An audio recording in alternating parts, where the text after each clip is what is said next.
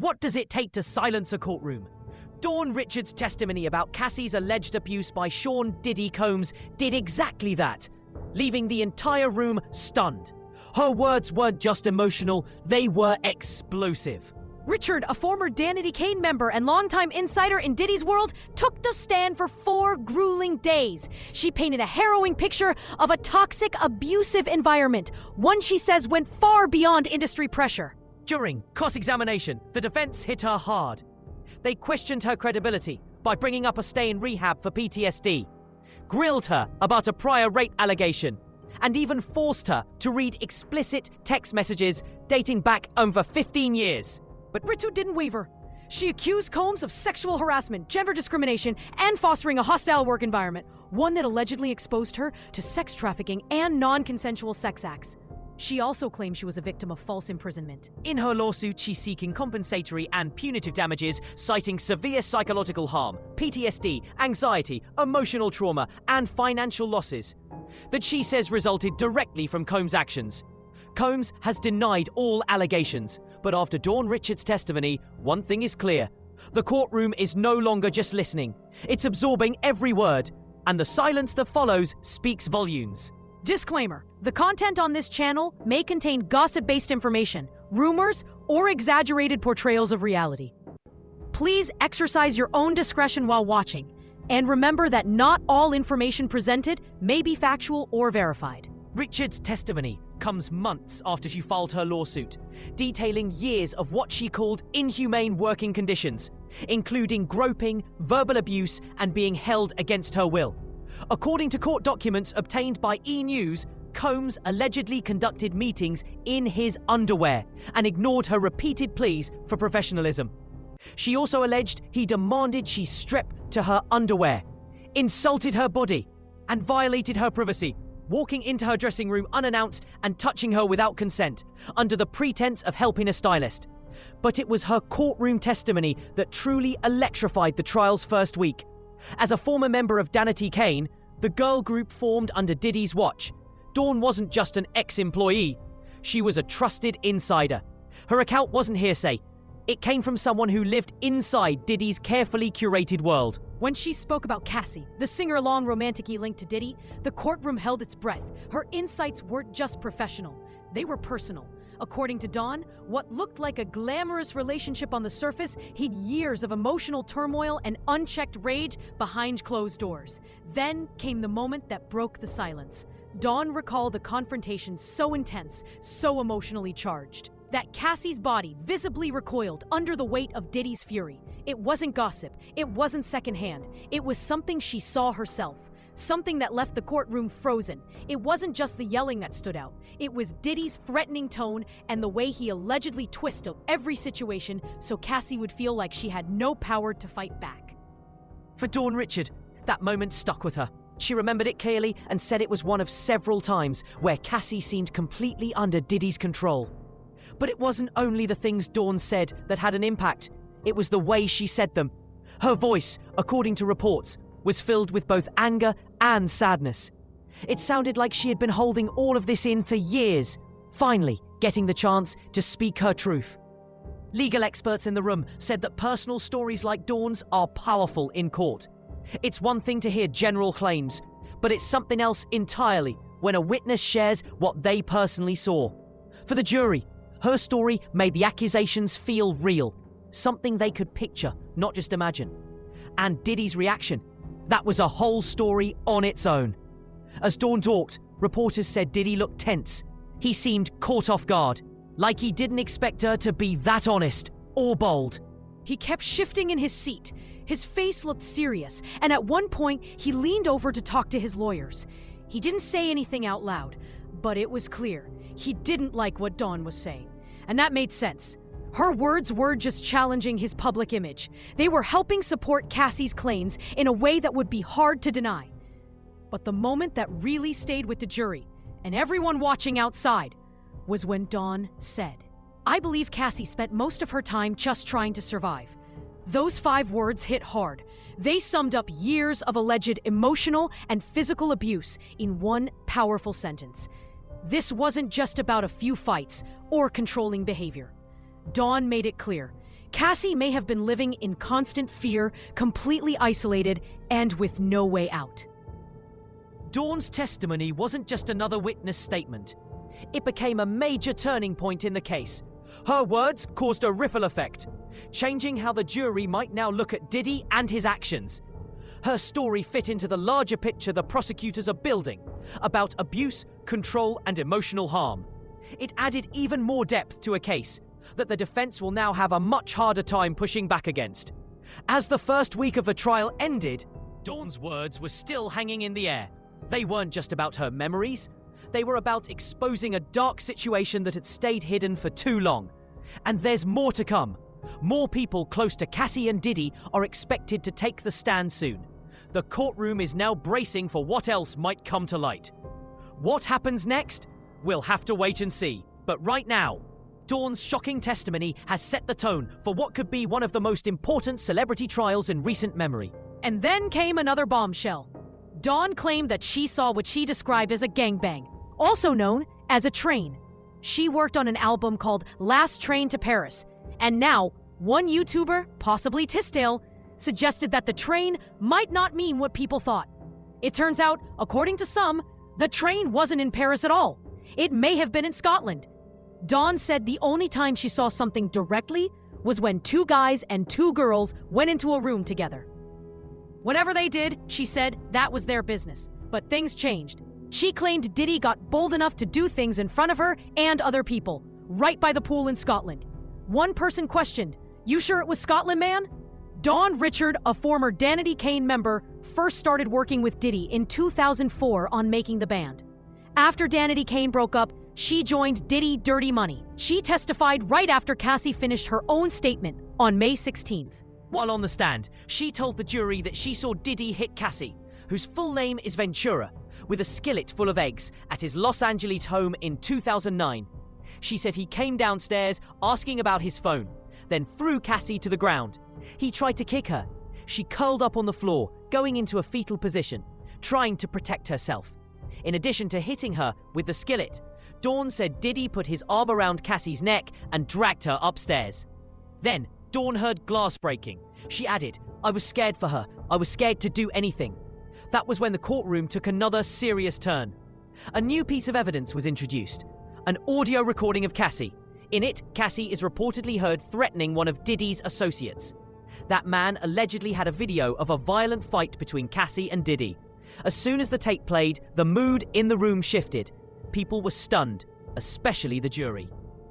What could be on that tape that shocked everyone so deeply? The recording gave a new look at the toxic relationship between Cassie and Diddy. It showed the emotional mess they were caught in.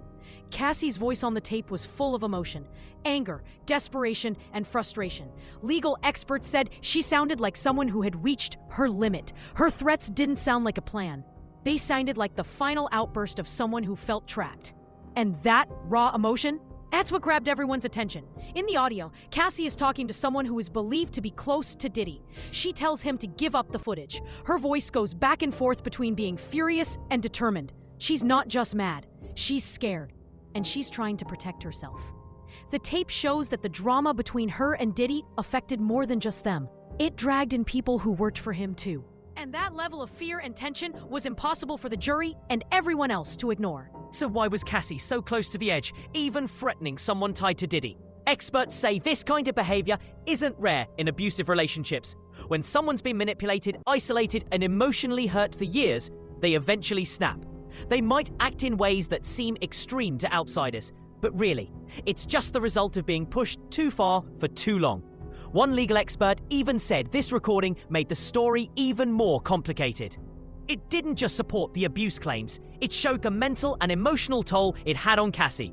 It showed that she might have been living in constant survival mode, where every reaction was shaped by fear.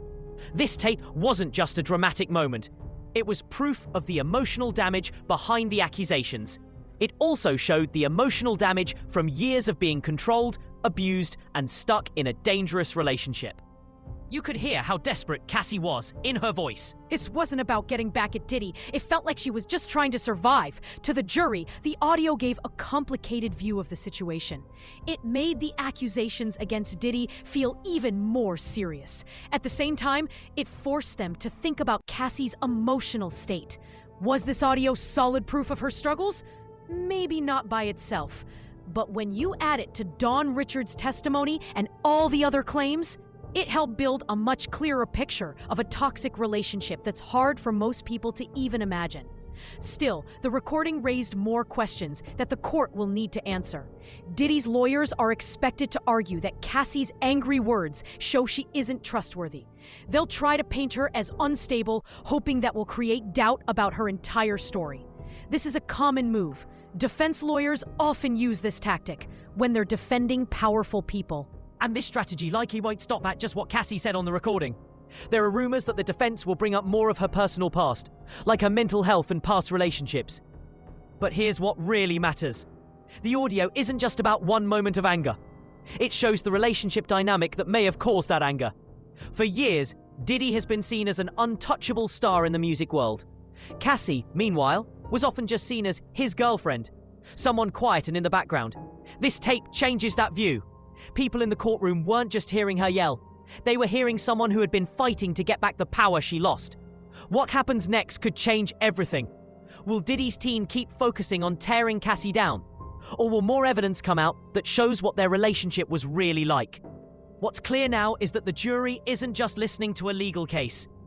They're hearing a deep, messy story about power, control, and emotional damage. There was also something Cassie will likely bring up in her lawsuit. She said Diddy hurt her career. He would stop her from doing her job by changing things at the last minute. For example, he would turn off her microphone, stop her from singing certain songs, or block her from being part of performances, especially when she didn't give in to his sexual advances. One witness said, "I don't know what to say about that man, but it all sounds like he was abusing his power." When people in power treat others like this, and it goes to court, if the victim can prove just one thing, like a text message, they usually win. One text message from Cassie read, "I'm lost without you." We now know she called herself Cece for Cassie Combs. She also wanted to have a child with Diddy. The jury also heard another shocking audio clip. Cassie is heard threatening to kill someone close to Diddy who had a video of one of her freak-offs with him. Jurors were visibly shocked. Eyebrows were raised in the courtroom. Cassie was also asked about a moment when she got a FaceTime call from her now husband while she was having sex with Diddy. It seems the defense is trying everything they can to make Cassie look unreliable. Their plan was clear. Dig into her past, rehab, PTSD, and even an old rape allegation to try and break down her credibility. They hoped to show the jury that she was too emotionally unstable to be believed. But that plan may have backfired. Instead of discrediting Cassie, they ended up showing how deeply she had been hurt and how someone like Diddy could take advantage of that pain. Legal experts watching the case said that this defense tactic might have made Cassie look even more vulnerable, which actually supports her claims. Her past struggles didn't weaken her story. They help explain how Diddy might have kept control over her for so long. One of the biggest moments was when personal texts between Cassie and Diddy were shared. In one, she said, "I'm lost without you." The defense used those texts to say their relationship was mutual and consensual, just messy at times. But experts say these messages actually show how emotionally fragile Cassie was. Survivors of abuse often still feel connected to the person who hurt them. That doesn't mean the abuse didn't happen. It means they were manipulated into thinking they had no other option. In court, these texts were played right next to arguments that Cassie was too emotional to be a reliable witness. Legal insiders explain that this tactic is often used not just to question what the victim said, but to attack who they are as a person. This happens a lot in abuse cases, especially when the accused is famous. It's a known defense strategy. Point out personal issues, bring up inconsistencies, and try to cause just enough doubt to make the jury unsure. But in this case, the strategy might be backfiring. Instead of poking holes in her story, the defense gave the jury a fuller picture of a woman who went through years of emotional control. By making Cassie talk about her past and defend it, the defense may have made the jury focus more on Diddy's actions, especially since he had way more power than she did in their relationship. Many people following the trial said the new details about Cassie's PTSD and rehab only made her story more believable. Her time in rehab and mental health struggles didn't seem like weaknesses anymore. They now look like signs of someone trying to recover from trauma caused by a toxic relationship. The defense wanted to distract from earlier testimony, but instead, they helped show just how trapped Cassie may have been, emotionally, mentally, and even physically. This unexpected shift is already changing how the jury sees things. Now the case is clearly about more than text or a few fights. It's about patterns, how power was used and misused, and how that affects people over time. And the story is far from over.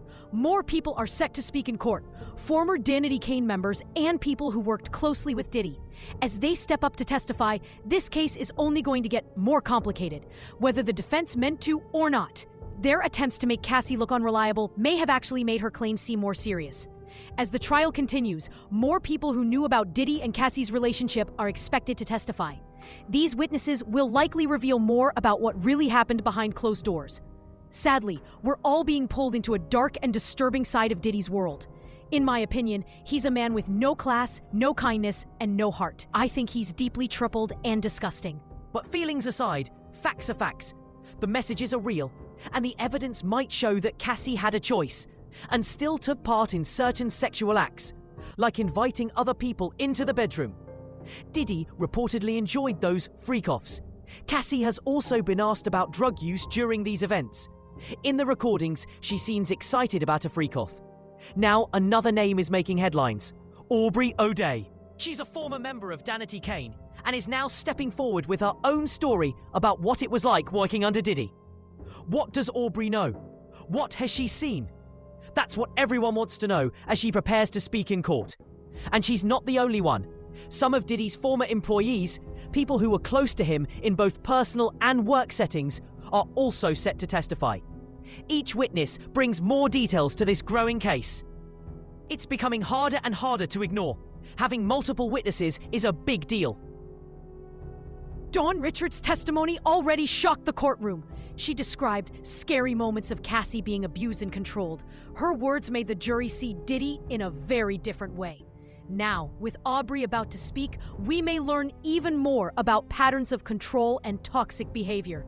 She was there during Danity Kane's peak, working closely with Diddy. She likely saw what happened behind the scenes. This case isn't about just one or two incidents anymore. It's about a possible pattern of behavior. Aubrey's testimony is especially important because she's spoken out in the past about how hard it was to work under Diddy. She's talked about the pressure and harsh treatment. While she hasn't said Diddy abused her before, she's been honest about the challenges, and that makes her words now even more important. If she supports any part of what Cassie and Dawn have said, it will show that this kind of behavior may have happened many times over the years. That's exactly what legal experts say makes multiple testimonies so powerful. When many people say similar things, it becomes much harder to deny. Dawn Richard talked about times when she saw Cassie shaking or upset after being around Diddy. She said Diddy's control over Cassie was constant and damaging. That alone made a big impact on the jury. Now, with Aubrey following up, these stories could begin to form a pattern that's too strong to ignore. And once the jury sees a pattern, it becomes very difficult to claim these were just random or misunderstood situations. What makes this even more serious is the testimony from former employees. These are not just friends or performers, they were working directly with Diddy every day. Their words could connect the dots and give context to the private moments we've already heard about. Did they see the abuse happen? Were they ever told to help cover it up? Even if they didn't witness the acts, their inside knowledge is important. Just by choosing to speak up, they raise questions. What do they know? Why now? The growing list of witnesses is something the defense can't ignore. Experts say the more people come forward, the stronger the case becomes. When people from different roles, like personal relationships, Cassie and Aubrey, and professional ones, employees, all describe similar behavior, the jury starts to believe them more. This makes it much harder for the defense to try and discredit each person. And that brings us to the big question: what will Aubrey say? Could her words be the next shocking moment in a trial already full of them? Some believe Aubrey might talk about how Diddy controlled her professionally. If she describes situations similar to what Cassie went through, it would show that Diddy's behavior wasn't just about personal relationships, it spilled into his business life too. That could help the prosecution even more. It would show a consistent pattern of control and intimidation.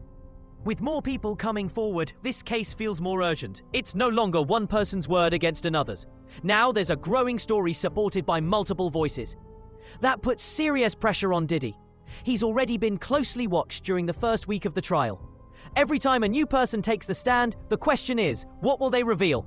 And how will it change the case? Aubrey and the others could turn this trial into something even bigger than it already is. We'll have to wait and see. The first week of court was already dramatic. And how Diddy acted during all of it became a major focus. He sat at the defense table trying to look calm and confident, just like people are used to seeing him. But as things unfolded, that confidence started to crack. The courtroom felt tense, almost too heavy to breathe at times, especially when people were testifying and evidence was shown. Everyone was watching Diddy's reactions. When Cassie was on the stand, she described moments of abuse and control. Her words, combined with Dawn's earlier statements, made the story much harder to deny. Diddy, who had looked calm at first, started to look nervous during the stronger testimonies.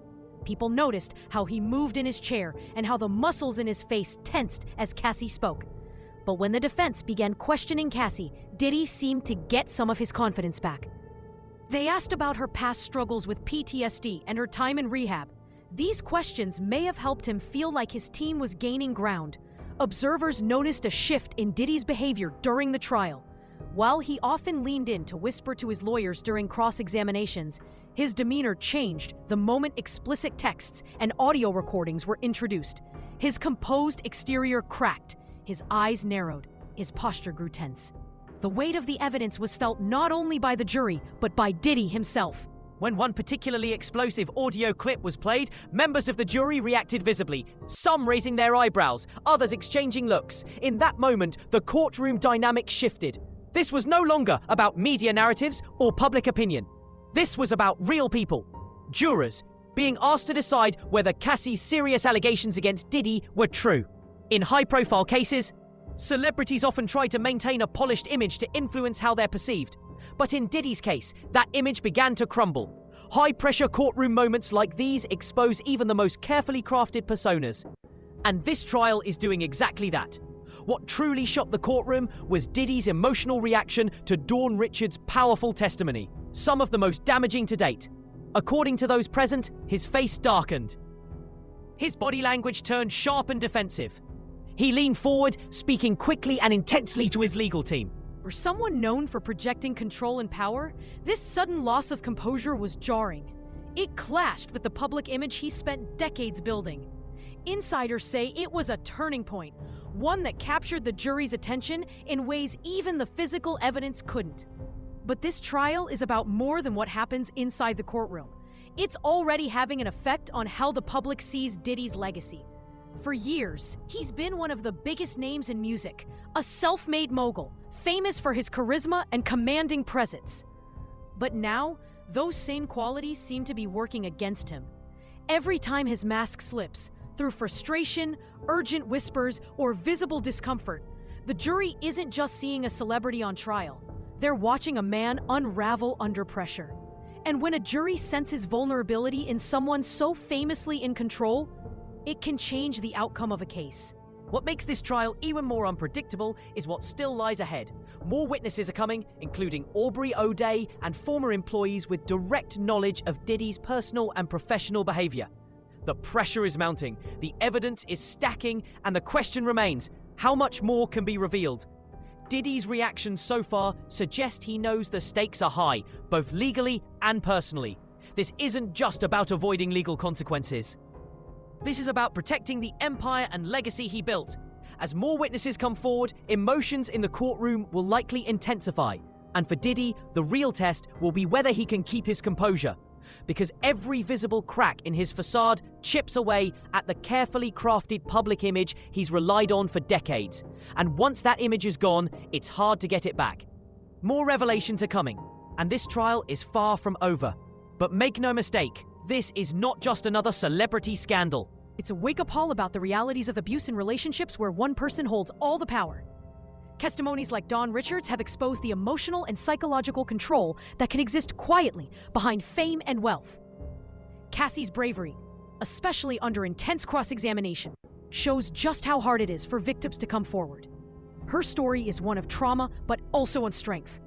This case is pulling back the curtain on power, control, and the abuse that often hides in plain sight. Stay informed, support survivors. Don't let these stories fade. The next phase of this trial could change everything we think we know. Stay tuned. ...